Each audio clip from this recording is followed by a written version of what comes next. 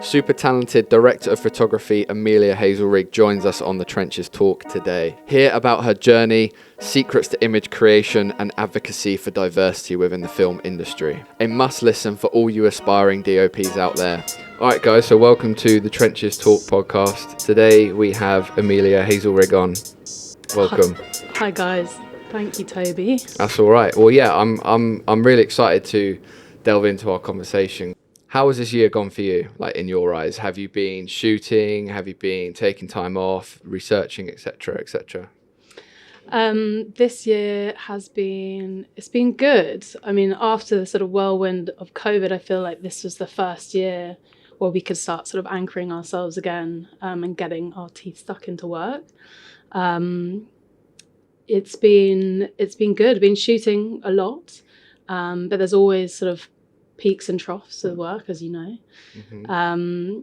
I've been sort of working on commercials, music videos, documentaries, short films, so a real variety of stuff. It's been exciting, and yeah, I'm proud of what I've made this year, definitely. Nice, that's cool. And then, like, what sort of thing? Obviously, you're a DOP. What sort of things do you think you specialize in, or would prefer to shoot? So, I mean, documentaries really, I love. I think because you get to work on real stories. Obviously, you get to travel the world, and also, I mean, working with sort of skeleton crews as well. Often it can be you self-shooting, or you're just with the producer and the director, or perhaps you might have a focus puller if you're lucky. But I love those challenges, and it always turns out to be a lot of fun and just a life experience, and I'm all about that. Yeah, for sure. I kind of started off in the early days shooting documentaries like at uni and towards the end of uni with like my housemates, my classmates, and it was more than like a shoot. Like it was you go away, or you go with a mission somewhere. And yeah, like, why documentaries? I suppose it's kind of where I started, I suppose, and yeah, I think one of the main pieces of work which I'm most proud of, and I suppose kind of like set me up for my career, was a documentary, and so yeah, it's just it makes me feel, as you said, like I'm going on a mission. And it's a huge challenge, whatever that might be. A lot of thinking on the ground and problem solving, and making things work on a small budget. And I think those smaller scale projects, it set you up for the bigger scale stuff. You're sort of working on the smaller budgets, and yeah, it's good. Yeah, nice. So yeah, what was your route into the industry? You say you started off shooting documentaries. Did you do anything before? Did you go to university? Yeah, so I studied history of art at Leeds University, and I suppose that kind of helped me understand, sort of have an eye for composition, I suppose lighting as well, and referencing. I actually didn't know what sort of cinematography or a DOP was back then. I definitely always had a love for film. But when I left university, I started working at a fashion house called LNCC in Dalston. I was working with them for about 5 years, and two of my colleagues started playing around with DSLRs. One of them was a video editor, and the other was a wannabe director. And I've always had a knowledge of photography, because I've always had a camera with me. So we started making really experimental fashion films, and that's when it sort of ignited in me that I was like, wow, I could probably do this as a career. And then just started geeking out, getting really into cameras, making loads of stuff with friends. And then an opportunity came up to actually move to Brazil over the World Cup and work with a production company on the ground over there, and obviously leaped towards that. And I was like, I'm going to do this, even though I was absolutely terrified, because what was going to happen in Brazil, especially over the World Cup. And So I flew out over there and then started working with a director and a DOP, and they sort of took me under their wing, and we basically we filmed a documentary for over 9 weeks, traveling around Brazil, literally from the top to bottom. And then came back to the UK, started working with a production company, Punderson's Garden. It just sort of evolved from there. It isn't a very normal path, but one that I'm very happy to have, been allowed to have. It was very exciting times. And Punderson's Gardens, I was there for about 5 years as well. From there, it just sort of evolved. Yeah, going to Brazil must have been a crazy experience. That's really throwing you in the deep end. Was it like second unit on that, or were you? So second unit, very much so. I was shooting on a 5D still, so the camera that I knew. Mm-hmm. Adam was on a C300, and he was showing me all his sort of techniques, and I was asking him all the questions, and he was very much a mentor and guiding me towards how to create this image or where to be at the right time. So that was my sort of the only camera I could get my hands on at the time. And then as soon as I came back to the UK, that's when I started playing around with film cameras, more digital cameras. The Red Dragon was the first camera that I really sort of got to know really well. What was that thing within cinematography that you found yourself? I think I've always loved creating images, and like I used to paint when I was younger as well. I've always been quite creative. And it was just a new tool, another way to try and create something beautiful. And I've always taken photographs. I might have been lucky enough to my grandfather gave me a lot of his amazing cameras. And so I think learning to work with sort of video and create moving images was something that really excited me. To present day, how do you find work? How do I find work? I know it's a broad question, but what are the main avenues of finding work? The main avenues of finding work. Well, I do have an agent. I've got 2 agents actually. I've got one in fashion and beauty and the other in commercials and narrative. And they bring a lot of work in for me. We often have meetings and discuss how best to, for me to find new directors I want to work with. And of course, it's not only them. It's also who I get in touch with. Instagram's been an incredible platform, reaching out to people there, building some sort of relationship and meeting with them. But yeah, I suppose it's also posting work, showing how good you are or what you've been working on, and that leads to different avenues of projects. It's sort of about putting yourself out there and meeting people. I mean, this industry is literally built on friendship, so it's sort of getting out there and networking. Even going to events like this time of the year is so important, to go to the Christmas parties.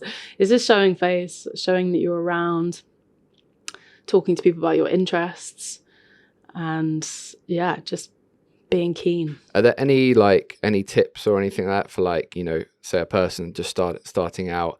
How do you find the directors that you want to work with, but also how do you approach them as well? Yeah, it's a hard question. I mean, some people don't even want to meet up with you or talk, but I suppose it's persistence. It's chasing up emails or Instagram or whatever it might be. But yeah, I think if you can try and meet people. I don't really know. It's sort of a bit of a conundrum myself, to be honest. But it's sort of about the people and reaching out and just being confident too, and not holding back. You've gotta want it and show them you want it. Yeah, for sure. Yeah, I resonate with that. So yeah, chat to me about you getting an agent, how did that come about, and what are the benefits of it? So as I said, so I was at Punderson's Gardens for a long time, and I started building a show reel, just a lot of fashion films. So I started in fashion, or documentary kind of, and then fashion. But my personal work, my own work, was in fashion. So it was having a show reel, and then I got in touch with. It actually happened at the perfect time. It was over the Me Too movement. So loads of agents were actually looking for female cinematographers. I mean, it's around 2018, I think, and or 2017, I can't remember. And I sent out my show reel to tons of different people, and met with them, made sure I went to have coffee with them, see that we got on. And yeah, I was lucky enough that WPA picked me up. I got on really well with Barnaby and Esther. And I said to them I was going to work very hard and shoot some amazing stuff. And they believed me. Wicked.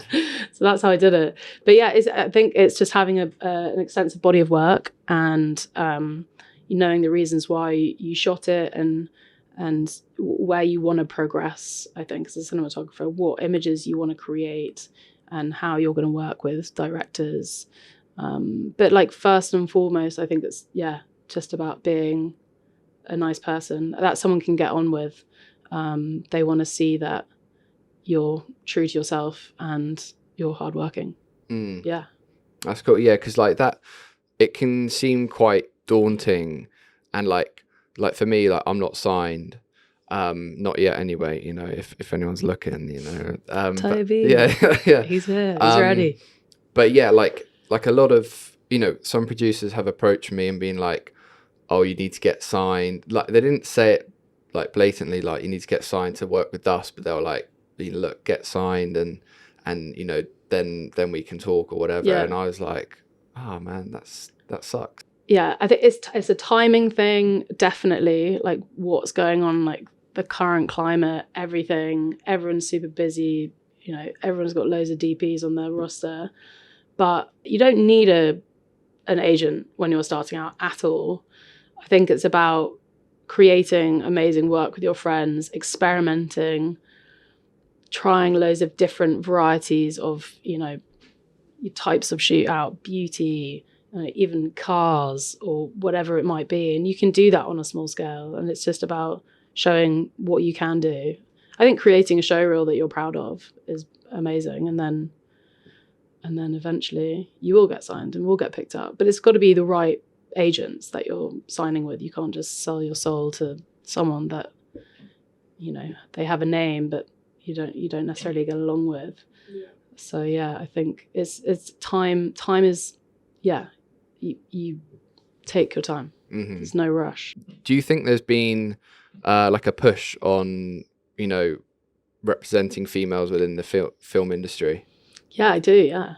Well, I think since the whole Me Too movement, I think it's important, definitely, to have a more diverse crews, but also head of departments.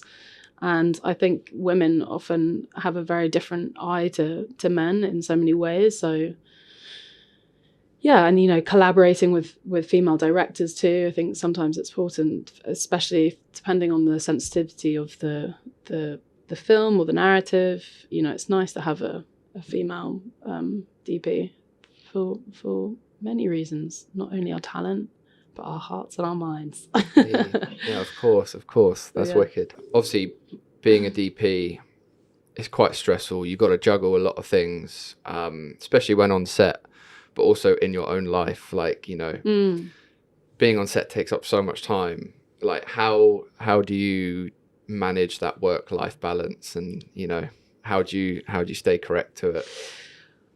Well, yeah, it does get tricky, partly because I have a dog, so I'm constantly organizing his calendar. But I think because I'm still in sort of short form, in the commercial sort of side of things, I manage really well, and I actually love my lifestyle at the moment. I can often go out on the weekends, but then you'll have a full week of work. So that feels good. But I think as soon as I start transitioning into drama and long form, that's when I've heard that relationships crumble, or it's much harder because you're away for longer periods of time and you're traveling a lot more. So yeah, I think when I cross over to the dark side, I'll let you know. But currently, it's good. I mean, it can get super stressful, especially when you've got a lot of projects going on at the same time, and you're trying to remember what lighting list you sent out, what camera list, and there's the crossover and certain crews that you've hired, and that communication that can get difficult. Are there any things that you do on your day off or in your free time that kind of help you within your job? Workout, yeah. training. Facts. Yeah, I it's for like mental health, but also just fitness. It really helps me, but also just sleeping well. I think get 8 hours in. It's looking after yourself more than anything, because I think the stress can override, like can cause a lot of harm. So just keeping your mind sort of switched on and looking after yourself physically and eating well is kind of my preparation, essentially. No, I get that, because like when you're on set, you're essentially going to war. You are. Like, yeah. And if you've got like I don't know, 3-4 shoots a week, or if it's back to back to back, you're like, by the end of it, you're like just a zombie. Absolute zombie. And it's hard. It usually takes me, if I've done a really long shoot, like maybe like 12-hour plus shoot, it usually takes me 2 days to fully recover. Oh yeah. And so if you have another shoot on top of that, God. It's exhausting. Isn't it crazy that I feel exactly the same? If you've had like a 12-hour plus day and you're switched on all day and you're answering questions from 15 people and it's constant, it takes so much out of you. Mm-hmm. Another tip is never make plans after work. Just go to bed. Yeah. That is facts. Don't go for the drink. Don't go to the after party. Go to bed. Cup of soup. Yeah, no, for sure.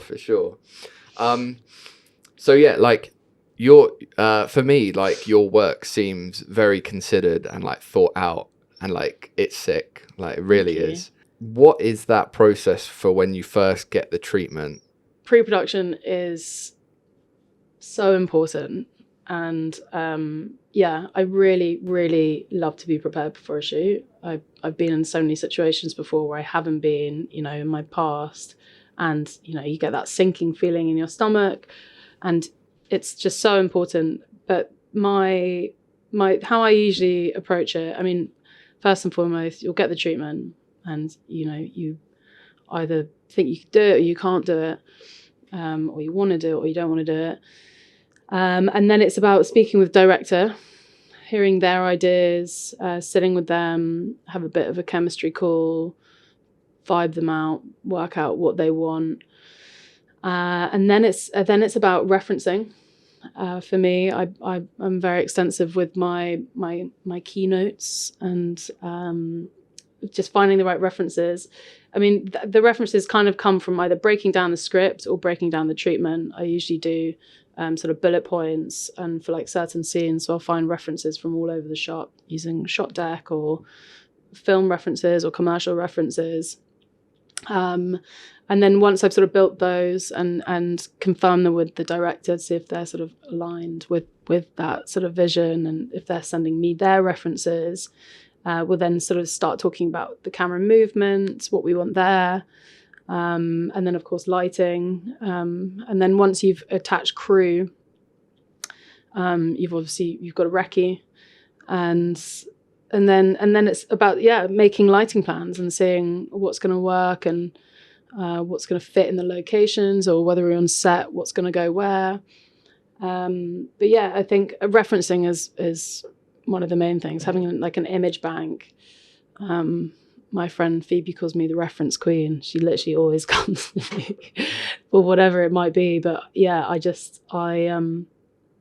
take great pride in my keynotes, and I also use them on set all the time. So I'll sort of bring them down, and if I'm having a moment of like there's so much going on and you've got a moment of lacking creativity, it's just like quite good to have a look at something and obviously look at it but make it better.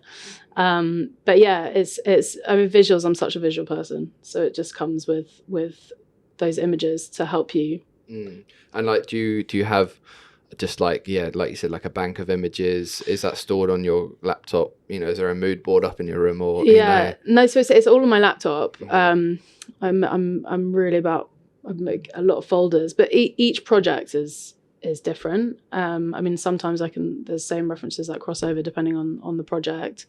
But I've actually started using Kive, which is this great sort of image bank online. Yeah, I think I know that.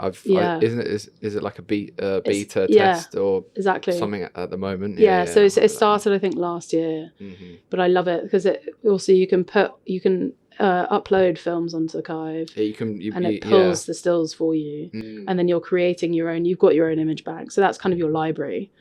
So I've started using that a lot, which I love. And then otherwise it's just ripping, like, you know, screen grabbing on the internet and then saving them in my project file. And then I kind of build my sort of keynote from there and sort of journal them. And yeah, and then you obviously through the project, you're adding your lighting plans, and any other sort of movement notes. I love adding sort of movement references as well, which I can either share with my Steadicam operator or maybe my grip. But yeah, it's about compiling one large file, basically, of like everything that you can go back with. So if you're having a moment on set, or suddenly your mind goes blank, you can just refer back to it. Which happens. It does. It happens a lot when you're sort of stressed, or you've got a lot of people asking you questions. Sometimes you just step away with your keynote, and everything comes back. For sure. And like, say, like for an instance, you had a shoot like the following week, or like maybe in a couple of days' time, would you still do all of that? You know, or do you tend not to take those jobs? Or no, I do. For each project I have a mood board.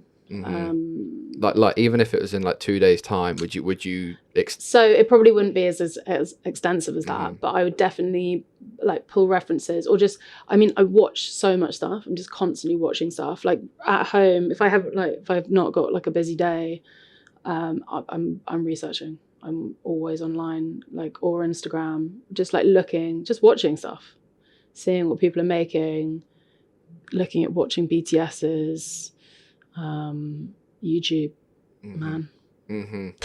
Yeah, just reference, screenshot, all that good stuff. Yeah. You said you were from more of a documentary background, lighting wise. Like, how did you get around that? How do you learn about that? I totally. Well, I actually think documentary is a really good place to start, because you sort of understand how natural light works and where to place the camera and how to get the most out of, daylight, or the practicals you have, in the evening or nighttime inside. And yes, it was a really good way to study light in a way. And then I guess I never went to film school, so it was kind of learning on the job, and watching people on set when I was assisting with Jeremy, asking a lot of questions.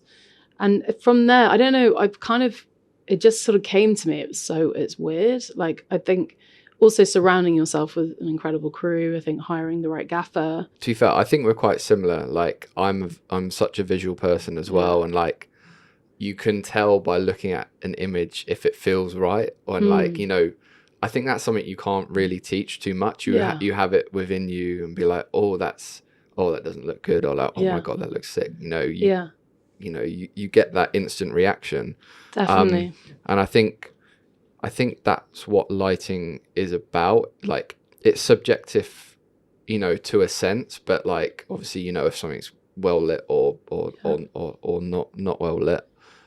So yeah, I guess that's just something you pick up over time, don't you? When you look at your monitor, or even just with your naked eye, you're like, that's wrong. I need to change something. It doesn't look good. Do you catch yourself just outside in the normal world being like, damn, that light looks good? Yeah, I'm like, nice. Yeah, no, all the time. Yeah. My family find me so annoying. They're like, shut up about your lights. Yeah, no, I've learned just not to mention it anymore and just, appreciate it myself kind of thing. Like I said before, being a DOP is super tough. Like, you have to juggle a lot of things. Like, it's not just knowing a camera or knowing lighting. You have to like work a crew, be that person, be the leader. What is the one or top things that you wish you knew going into the role? I wish I knew. That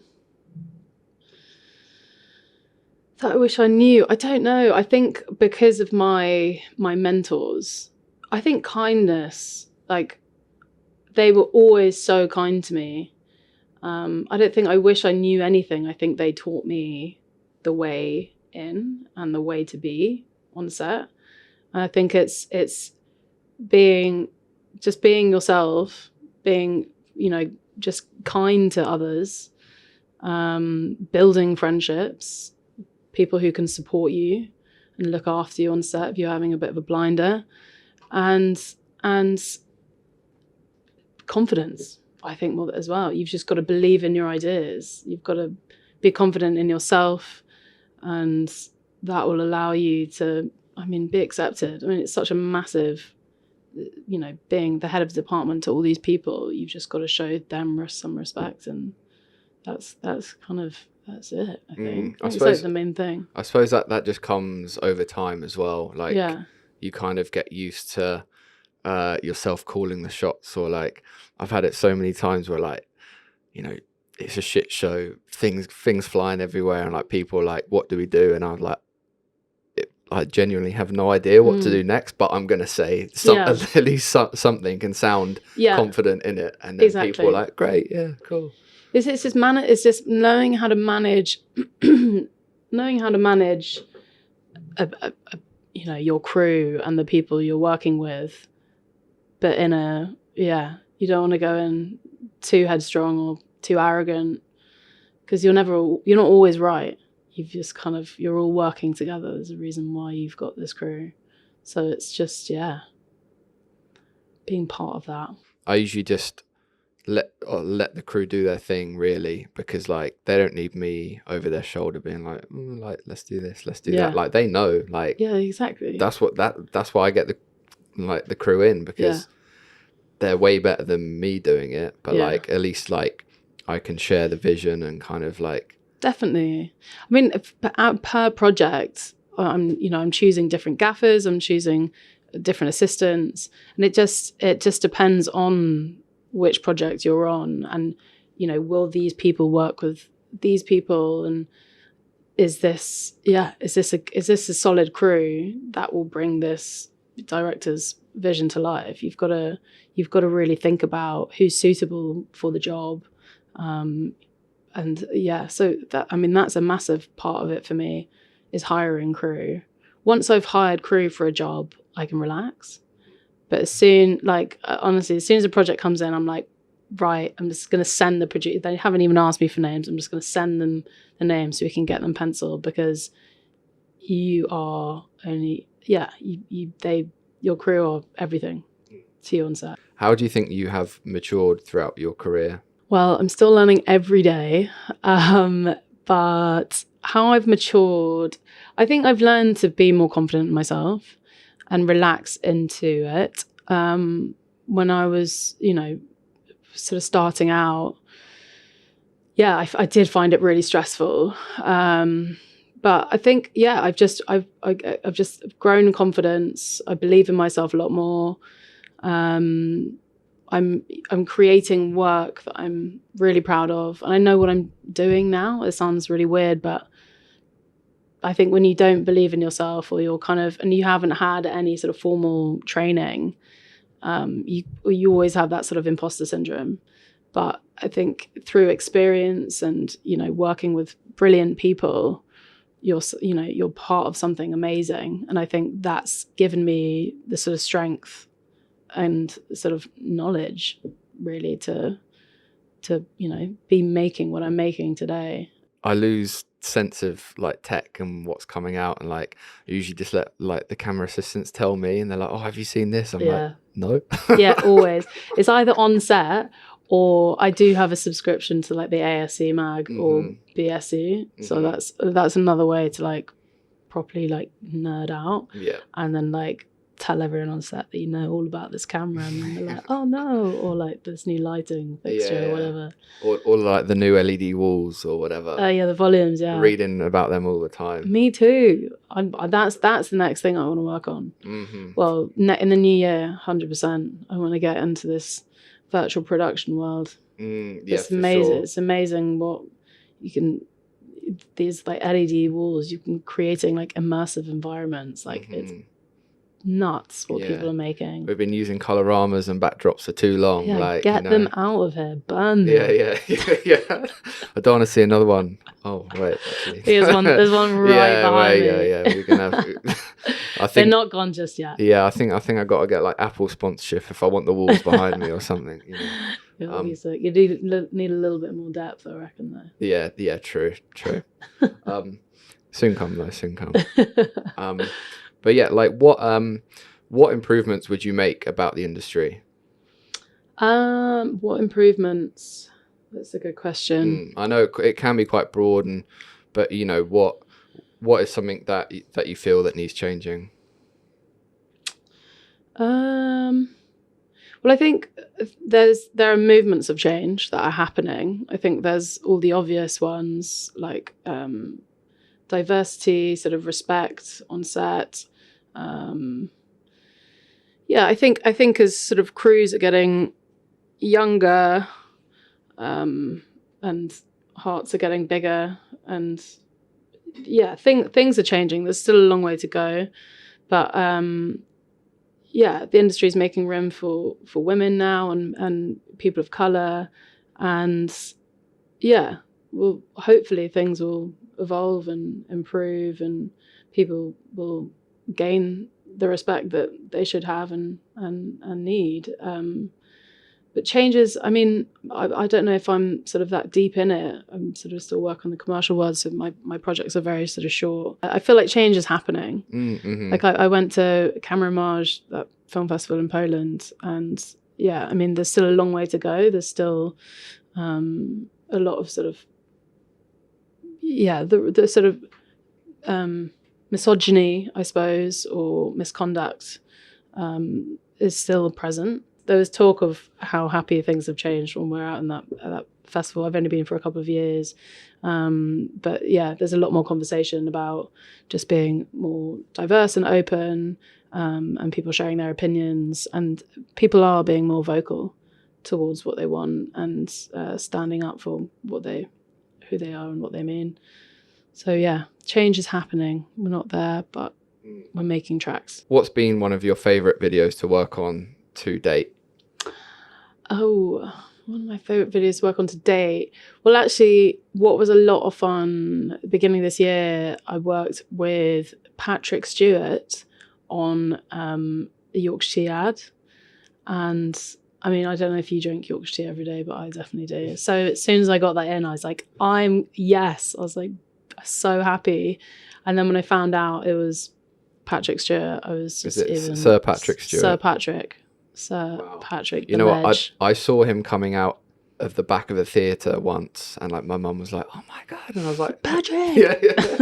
I was like, "Why isn't he in his wheelchair?" Like because of X-Men. But yeah. I was like, "Wait, what?" Yeah, but he was amazing. I was so nervous. So we went up to Harrogate to film, because that's also where the factories are, the tea factories are, and it's also where Sir Patrick Stewart, he's Yorkshireman, which I didn't know either. Oh, really? And he's got his favourite hotel, which he stays in Ripton. So he requested the shoot happen there, because it could have happened anywhere else in London. So anyway, so we were settled in Harrogate for 5 days. And it was amazing. I was working with a new director, this guy called Dan Opsel. New to me, not as a new director. He's a fantastic, incredibly experienced director from the US. And so he flew over, and we were working in Harrogate I think we had 3 days at the beginning for prep. And I just loved how extensive he was with his research, but also his preparation. And we had sort of 2 days of just working things out on the ground, and then we had a pre-light. And the pre-light, we literally went through absolutely every shot and mapped it out, made like our own animatic. I mean, had so much fun doing it, because the spot was comedy, so it was full of satire, and it was absolutely brilliant. And yeah, and anyway, so then on the day I was so scared, because you kind of like working on this for like 2 weeks, and just, you know, all my anxieties came out on that morning, and I had slept well, thank God, but on the day I just really nervous. I felt like all eyes were on me when they weren't at all. Partly because I was probably one of the only females in the room, and I was also quite young and probably less experienced than most people in there. So I knew that I had proved myself, which was annoying, but also, you know, I had to show what I could do. And anyway, so Patrick arrived, and I was like quivering in my boots.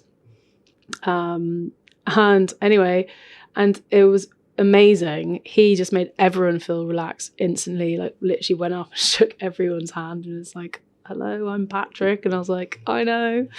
And then and he was amazing. He's 87 and traveled from LA the day before, so had the most severe jet lag. And like, you know, as an 87-year-old, your brain would be scrambled.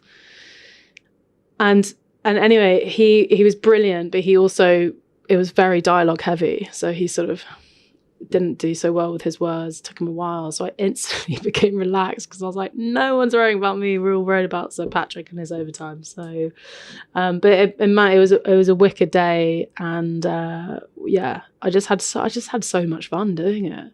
I think working with an incredible actor talent like that is just like, you know, worlds apart. You don't often get that opportunity, and everyone was super happy, and yeah, it just made me feel good, and I'm super happy with the result. So that was a good one. That was one of the highlights of the year, I'd say. That's cool. I mean, like, when you have an actor like that coming on set, like he knows his shit, like he's been there, he's done that, like but also it's great to hear that he was just a standout guy as well. Like, he just had such a presence to him. It was very cool. Like, it's nice when that happens. Like, I've been on shoots where I can sense like I sense people anyway, but if I sense like people don't want to be there, it just makes it a bit awkward, a bit like pulling teeth, especially if it's like the talent, or like, you know, the talent turn up late, and like, oh man, it's going down this route. When they want to just like go and sit down or have a cup of tea, or like, but why? Yeah, I know. Finish this job, guys. Yeah, and then I've got the crew being like, OT. Yeah, I know. We've got the producer saying no OT. Yeah, exactly. Everyone's just, and I'm like, well, what can we do? Yeah. What can Nothing we can do. Yeah. So yeah, what part of the process of making a video do you enjoy the most? I mean, obviously, absolutely love being on set with my crew. It's literally a fun day out. I get so excited on the morning, as soon as I wake up, sprightly out of bed. But I think, I mean, pre-production for me, I'm so sort of organized. It's like mad, and I think just knowing I've got this and knowing what I'm doing is, I love that part of it. And obviously the discussions with the director, just being super open and constantly sharing ideas. Just, I suppose it's just the creative process of a whole. It's just quite satisfying, you know, starting from a treatment and then getting an end result. I just love, I love the full journey through every project, and every project at the moment is very different, I suppose, depending on what the creative is and everything. But I suppose it's the planning. I love planning and just pulling ideas together, and talking with my crew, learning stuff.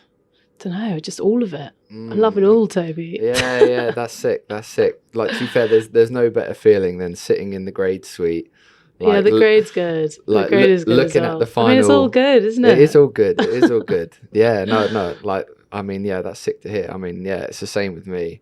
But yeah, I don't know. I think maybe for me, I enjoy every part of it, but it's in that grade suite at the end when there's no stress. Yeah, that's kind because of the it's point. like you've done your shift, you know, whatever. Now you're sitting there like sipping on a tea or whatever that, you know, the grade people are very kind. So it's, I mean, you know what? It's a very good point. Your tea, your chocolate, and you're sitting there looking at a beautiful image. You're like, yeah. No, it's cool. so, and you know, and hopefully you're happy with what you shot. Yeah. And they're not amending too much of it either.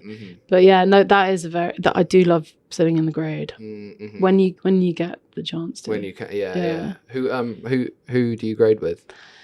I mean, there's quite a few, to be honest. I mean, Tim Smith, I love, who used to be at Cheat's now number 8. The guys at Cheat, I've worked with them quite a bit this year. Richard Ferron at Black Kite. There's so many. Miles at Time-Based Artists. Yeah, there's a lot of talent out there, and like, props to them all. Yeah, love them all. And is the grade like something that you also like do research on, or? Yeah, I also build a grade deck for that. There we go. She got it covered. I love the decks. I think I know what I want and how I want an image to be. I think it's often difficult when you're working in commercials. You don't always get the last say, so it's quite good. I mean, I try and get a lot in on set to try and sort of, so the clients have an idea, or they're looking at something that's viewable, so they're looking at something and they like it, and then hopefully that can kind of transfer to the grade and you can build on that. So that's kind of where you bake it into them. But I think you're constantly trying to steer the client in the direction that you want, and you don't always get, you know, the final nod. But it's also just a really, it's a great process as well. Yeah, the grade. We love the grade. Yeah, I do. Shout out all the graders. It is so peaceful, many shout outs this podcast. But come on. A lot of love. So much love. All the love. So yeah. Is there an end goal for you? So I've had a lot of these conversations this year, actually. As I was saying, I love where my career is at the moment, but I've got so far to go. I think working on the sort of the smaller scale stuff helps me towards the bigger projects, which I'm now working more on. And I mean, I really want to go into drama and features. I think that is probably next year. I'm thinking. The short films have also helped for that as well. But yeah, I think long form. I'm happy that I'm in commercials because I've got some great commercial directors that I work with often. So I think it's keeping those relationships and then maybe transitioning to long form. I mean, maybe it's a feature before drama. I've heard dramas are quite intense. I've had a lot of bad feedback from dramas. I'm just kind of quivering again. 6 months of who knows? The unknown. It's a chunk of time, isn't it? It's a chunk of time.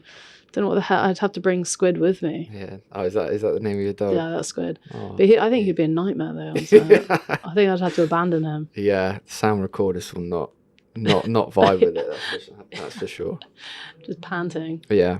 All right. Cool. But yeah, to wrap it up, is there any advice you would give to someone just starting out in the industry? I think I've said it already, but believe in yourself and just have confidence in your ideas. Yeah, and build a friendship I think friendship is the main thing. Building a network of close sort of allies will really help. It's just, So, those 3 things. Believe in yourself, confidence, and make some good friends. Yeah. It really helps. Really, Yeah, really it does. does. Because, yeah, those are the people that are going to have your back. They really do. You need the support. Hmm. Absolutely. Well, Amelia, thank you very much for coming on. Thank you. Yeah, no, really appreciate that conversation. I'm sure everyone else will. So, yeah, thank you. Thanks so much.